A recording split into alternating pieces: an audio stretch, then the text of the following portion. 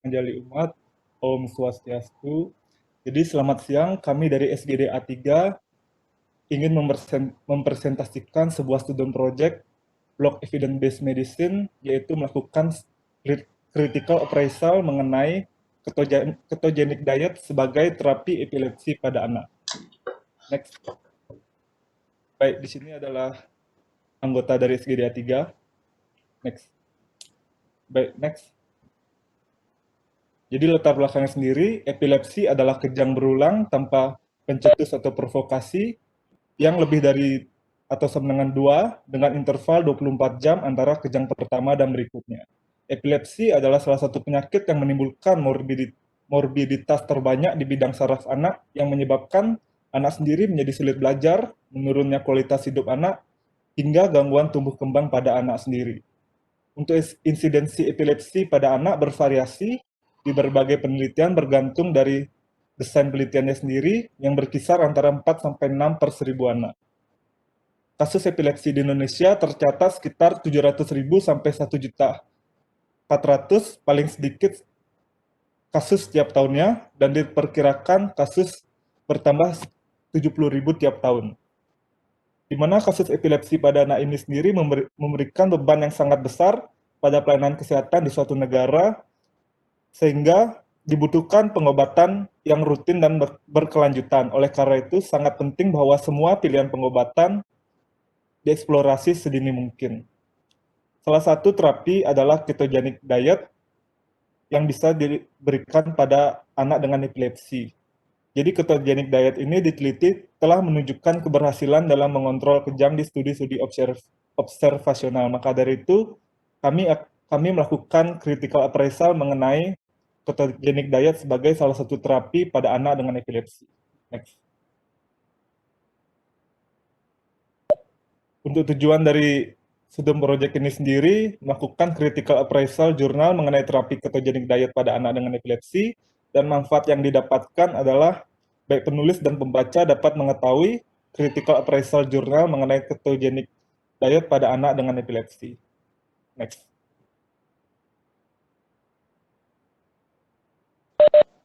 Baik, terima kasih. Perkenalkan nama saya Iqbal Ma'ruf. Di sini saya akan membacakan terkait dengan skenario daripada artikel yang akan dilakukan critical appraisal, di mana insiden epilepsi terbesar terjadi dalam 2 tahun pertama kehidupan. Pengendalian kejang dini dikaitkan dengan hasil perkembangan yang lebih baik. Tetapi, banyak kejadian epilepsi pada masa bayi kurang responsif terhadap pengobatan anti-epilepsi. Ketogenic diet adalah diet tinggi lemak dan rendah karbohidrat yang dirancang untuk menyerupai efek kelaparan pada tubuh. Lemak hasil makanan diubah menjadi keton di dalam tubuh dan digunakan sebagai sumber energi oleh otak.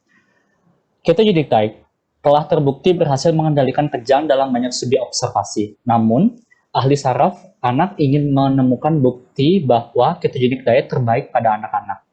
Baik, next. Jadi, identify what type of question above the scenario. Jadi, tipe pertanyaan yang digunakan adalah intervensi mengenai aspek terapi, yang mana tipe pertanyaan ini dapat diketahui melalui topik yang dijelaskan pada skenario kasus yang ingin mengetahui efek terapi ketogenic diet pada anak yang mengalami epilepsi. Baik, selanjutnya akan dijelaskan oleh rekan saya. Baik, perkenalkan saya Lian Megayanti. Jadi di sini saya akan membahas mengenai PICO. PICO sendiri digunakan untuk membantu merumuskan pertanyaan dari penelitian.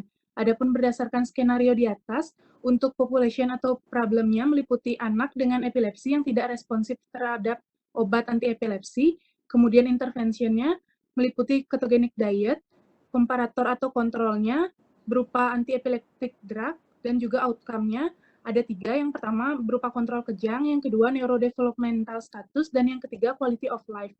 Berikutnya akan dilanjutkan oleh rekan saya. Baik, selanjutnya saya Gita Karisma akan melanjutkan presentasi terkait dengan pertanyaan penelitian klinis. Jadi berdasarkan PICO sebelumnya, maka terdapat 3 pertanyaan terkait dengan research question. Yang pertama adalah pada anak dengan epilepsi yang tidak responsif terhadap obat anti-epilepsi, apakah pemberian ketogenic diet lebih efektif dibandingkan anti-epileptic drug dalam mengontrol kejang? Yang kedua, pada anak dengan status epilepsi yang tidak responsif terhadap obat anti-epilepsi, apakah pemberian ketogenic diet lebih efektif dibandingkan anti-epileptic drug dalam meningkatkan neurodevelopmental status? Kemudian yang ketiga, pada anak dengan epilepsi yang tidak responsif terhadap obat anti-epilepsi, apakah pemberian ketogenic diet lebih efektif dibandingkan anti-epileptic drug dalam meningkatkan quality of life? Sekian dari saya. Terima kasih.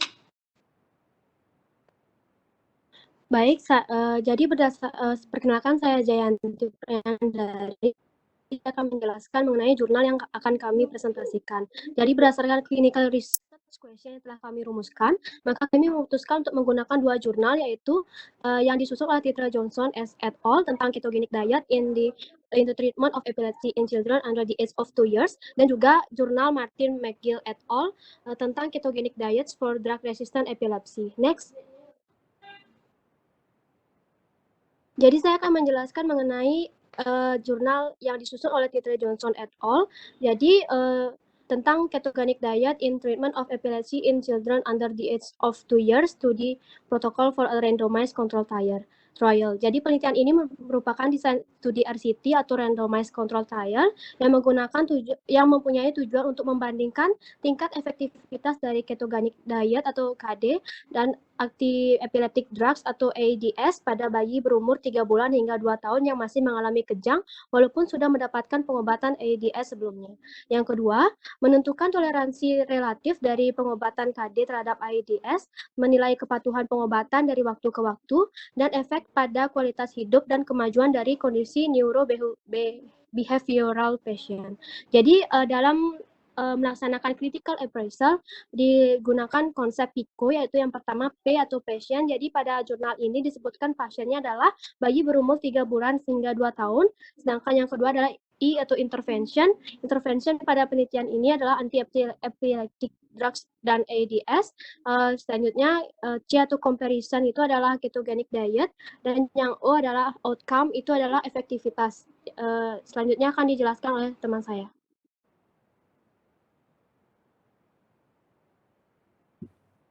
Baik, untuk selanjutnya saya akan menjelaskan jurnal kedua yang kami pakai yang dibuat oleh Martin McGill dengan judul Ketogenic Diets for Drug-Resistant Epilepsy. Jadi untuk desain penelitiannya di sini itu menggunakan systematic review dan meta-analisis pada studi LCT dan juga quasi-LCT. Jadi untuk jurnal-jurnal yang dipakai pada meta-analisis dan systematic review ini diambil dari Cochrane Register of Study atau CLS Web dan juga Medline. Jadi di sini desain penelitiannya mengidentifikasi dari 13 studi dengan jumlah partisipan totalnya 932 orang, di antaranya adalah 711 anak-anak usia 4 bulan sampai 18 tahun dan 221 dewasa usia di atas 16 tahun ke atas. Untuk tujuan penelitian ini untuk menilai efek ketogenic diet pada orang epilepsi yang mengalami resisten obat anti-epilepsi. Untuk populationnya di sini ada dewasa dan anak-anak dengan diagnosis epilepsi resisten obat. Untuk interventionnya ada diet yang didesain untuk memproduksi keton. Contohnya seperti ada classical ketogenic diet, habis ada MCT-KD, ada modified actin diet, dan juga ada low glycemic index treatment. Selanjutnya untuk comparison-nya adalah placebo dan juga terapi yang diketahui memiliki efek anti-epilepsi. Untuk outcome-nya di sini ada bebas kejang atau bebas kejang 100%, penurunan frekuensi kejangnya, penurunan kejang 50% atau lebih penurunan frekuensi kejang, dan juga efek sampingnya. Untuk selanjutnya akan dijelaskan oleh teman saya.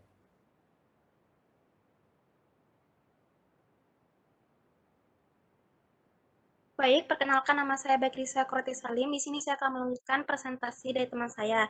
Jadi, dari penilaian critical appraisal ini perlu dilakukan terhadap kualitas bukti yang akan dilaporkan oleh jurnal tersebut. Penilaian critical appraisal ini disingkat VIA yang meliputi ada validasi, ada importance, dan ada juga applicability, di mana validasi atau kebenaran merupakan bukti yang sudah diperoleh dari jurnal yang meliputi cara penelitian apakah sudah benar dalam memilih subjek atau sampel, di mana pada jurnal ini sudah ditentukan subjek yang akan digunakan dalam penelitian tersebut, yaitu usia anak antara 3 bulan dan 24 bulan. Lalu ada importance, di mana merupakan kepentingan, yaitu sebuah bukti yang disampaikan oleh suatu jurnal yang meliputi intervensi medis, di mana perlu menilai ada tidaknya validasi atau kebenaran, tetapi juga perlu menilai apakah intervensi tersebut sudah memberikan informasi terhadap diagnostik yang substansial, di mana pada jurnal ini sangat penting untuk diteliti sebagai suatu informasi bagi masyarakat untuk memilih terapi yang efektif untuk pengobatan epilepsi dengan cara diet ketogenik pada anak di bawah usia 2 tahun. Yang terakhir yaitu ada applicability atau kemampuan penerapan, merupakan sebuah bukti yang valid atau benar yang dapat diterapkan pada pasien. Pada jurnal ini sudah dapat diterapkan karena hasil uji coba pada kelompok anak yang lebih tua menunjukkan diet tersebut sudah efektif, tetapi penting juga dalam memperhatikan tingkat keamanan, sumber daya yang diperlukan dan kerentanan setiap kelompok tersebut. Selanjutnya bisa dilanjutkan oleh teman saya. Baik, perkenalkan saya Katlea. Di sini saya akan melakukan critical appraisal pada jurnal yang dilakukan oleh Titri Johnson et al. Mengenai ketogenic diet in treatment of epilepsy in children under the age of 2 years, di mana study protocol of a randomized control trial. Jadi pertama yaitu menilai validity-nya sendiri, di mana kita ketahui terlebih dahulu mengenai study design yang digunakan, yaitu randomized control trial atau RCT. Di mana definisi kelompok yang digunakan yaitu anak usia 3 bulan hingga 2 tahun dengan riwayat epilepsi yang telah gagal dengan penanganan 2 anti-epileptic drug. Di mana sampelnya yang digunakan yaitu total 160 sampel dengan 92 sampel mendapatkan perlakuan untuk ketogenic diet dan 68 sampel mendapat perlakuan sebagai kontrol. Di mana prosesnya diawali dengan melakukan observasi terlebih dahulu selama 2 minggu pada sampel. Setelah itu dilakukan randomization pada alokasi treatmentnya sendiri, di mana ini dilakukan pada hari ke-8 hingga ke-15, di mana ditentukan apakah sampel tersebut mendapatkan ketogenic diet atau tetap menggunakan anti-epileptic drug. Kemudian dilanjutkan dengan minggu ke-4 setelah terapi, dilakukan pemeriksaan klinis dan kuesioner mengenai tolerabilitas. Kemudian pada minggu ke-8 setelah terapi dilakukan pemeriksaan klinis, pemeriksaan kualitas hidup menggunakan Infant and Toddler Quality of Life Questionnaire, kemudian memeriksa tolerabilitas dan pemeriksaan biokimia. Kemudian pada akhirnya dilakukan pemutusan apakah tetap menggunakan terapi yang dilakukan sebelumnya atau digantikan. Pada penelitian ini tidak dapat dilakukan secara blind, maka dilakukan dengan cara yaitu open label trial dengan total follow up yang dilakukan yaitu selama 12 bulan, di mana validity pada jurnal ini telah terpenuhi yaitu dilakukan secara randomized. Next. Kemudian untuk menilai importance maka dapat dilihat dari result dari penelitian ini sendiri, di mana pada minggu ke-8 responder rate menunjukkan bahwa lebih dari 50% terjadi perbaikan terhadap frekuensi kejang dengan terapi ketogenic diet, di mana terapi menggunakan ketogenic diet sangat disarankan untuk membantu mengurangi frekuensi kejang. Dan untuk applicability-nya dapat dilihat dari discussion apakah hambatan ditemukan dalam penelitian ini, di mana adanya hambatan perekrutan yang dilakukan merupakan masalah praktis yang ditemukan, kemudian jumlah pasien yang memenuhi syarat ternyata lebih rendah dari yang diperkirakan oleh peneliti. Kemudian waktu pelaksanaan ketogenic diet juga menjadi kekhawatiran dalam pelaksanaan operasional. Namun hal ini dapat di mana ada kombinasi dropout rate yang rendah serta penata laksanaan dengan membuka center yang lebih lanjut sehingga berhasil mengatasi masalah dan uji coba berhasil memenuhi jumlah target yang dibutuhkan. Selanjutnya akan dilanjutkan oleh teman saya.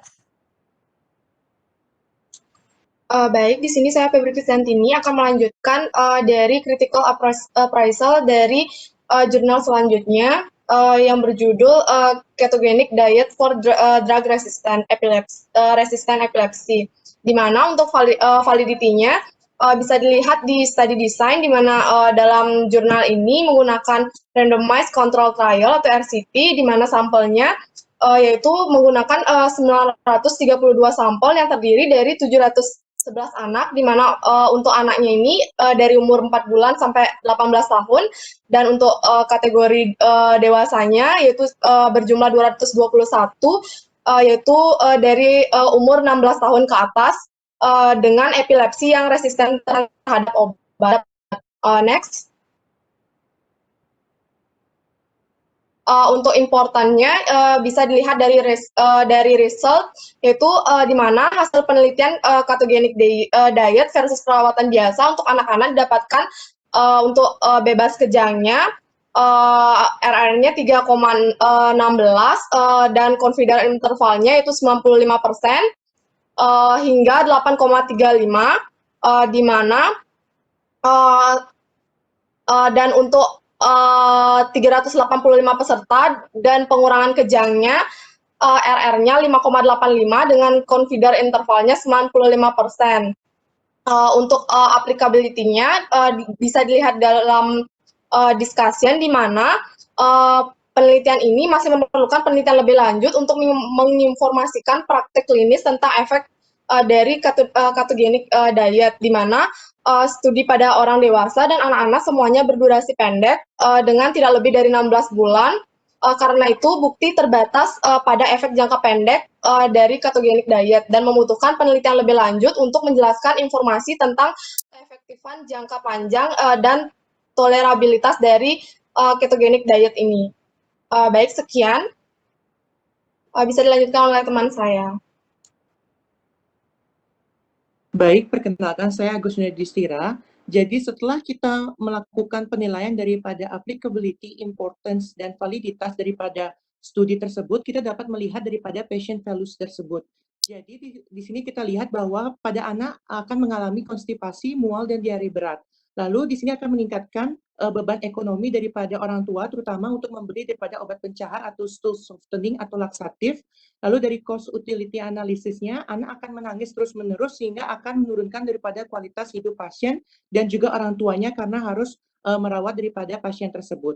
Yang kedua adalah dari hasil diet ketogenik akan menyebabkan penurunan berat badan. Jadi akibat adanya proses restriksi energi dan protein, karena anak cenderung untuk dikonsumsi pada lemak saja, maka proses pertumbuhan anak bisa terhambat dan anak tidak bisa mengenal rasa dengan baik. Lalu yang ketiga adalah orang tua akan cenderung akan lebih rumit mengatur asupan makanan daripada anak. Jadi karena kebutuhan anak daripada makanan anak tersebut adalah khusus, maka akan membutuhkan demand biaya yang lebih tinggi dan membutuhkan keahlian orang tua, sehingga di sini menggunakan saluran makanan atau disebut sebagai tube feeding. Selanjutnya adalah apakah rutin evaluasi spesialis anak dan ahli gizi untuk mengontrol daripada perkembangan daripada anak tersebut. Jadi kemampuan anak itu sendiri dalam menerima asupan diet ketogenik itu tersebut akan melakukan penilaian daripada status nutrisinya apakah baik atau tidak dari ahli gizi, dan keadaan tersebut akan menimbulkan hipoglikemia dan ketosis apakah orang tua mampu atau tidak menangani bila terjadi di rumah.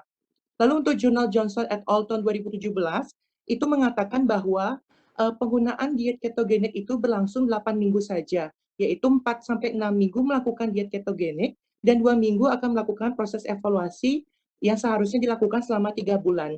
Dalam proses percobaan ini menggunakan 8 minggu itu memikirkan daripada cost effectiveness analysis supaya mengefisienkan waktu dan melakukan terapi diet ketogenik yang mampu memberikan outcome yang lebih baik sesuai dengan tujuan. Baik, dilanjutkan oleh teman saya. Baik, perkenalkan nama saya Widianantara. Di sini saya akan melanjutkan presentasi untuk mengintegrasikan dari bukti-bukti yang telah dibahas tadi dengan pendapat para ahli, di mana berdasarkan jurnal dari Titre Johnson et al. Dinyatakan bahwa ketogenic diet lebih efektif dalam menurunkan angka kejadian kejang pada anak-anak, terutama pada usia 3 bulan hingga 2 tahun dengan riwayat epilepsi yang tidak merespon pada 2 atau lebih agen farmakologi, EED atau kortikosteroid dibandingkan dengan pengobatan konvensional dengan EED.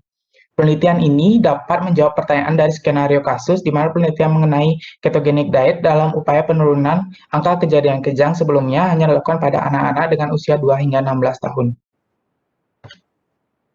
Lalu berdasarkan pendapat para ahli yang tergabung dalam The Charlie Foundation, Matthew's Friend, dan Practice Committee of the Child Neurology Society, di mana komite menyatakan bahwa menyatakan hal yang serupa dengan jurnal yang telah dibahas sebelumnya. Mereka menyimpulkan terapi ketogenic diet sangat dipertimbangkan pada anak-anak yang tidak merespon pada 2 obat anti kejang.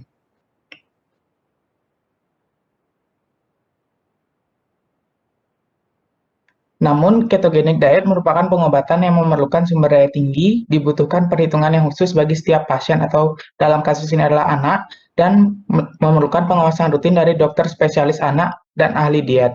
Dengan pemantauan ketat setelahnya oleh keluarga, pengobatan ini sangat membutuhkan dukungan dan pengawasan dari keluarga anak dan orang di sekitarnya. Baik, presentasi akan dilanjutkan oleh rekan saya. Perkenalkan, saya Widya Putri. Jadi di sini saya akan menyampaikan mengenai kesimpulan dari hasil presentasi kami. Jadi jurnal penelitian Peter Johnson et al. Tahun 2017 yang berjudul Ketogenic Diet in the Treatment of Epilepsy in Children Under the Age of 2 Years, dan jurnal penelitian Martin McGill Kaji et al. Tahun 2020 yang berjudul Ketogenic Diets for Drug-Resistant Epilepsy setelah dilakukan critical appraisal sudah memenuhi standarisasi aspek validity, importance, dan applicability-nya. Namun, kedua jurnal ini memerlukan penelitian lebih lanjut untuk mengetahui efektivitas jangka panjang dan tolerabilitas terapi ketogenic diet pada anak dengan epilepsi. Nah, ketogenic diet ini dapat dipilih sebagai salah satu terapi epilepsi pada anak, namun dalam penerapannya dibutuhkan penyesuaian dengan pasien karena ada biaya tambahan untuk konsumsi anak dan ada efek samping sehingga perlu evaluasi rutin dari spesialis anak dan ahli gizi. Baik, sekian presentasi dari SGDA 3, terima kasih.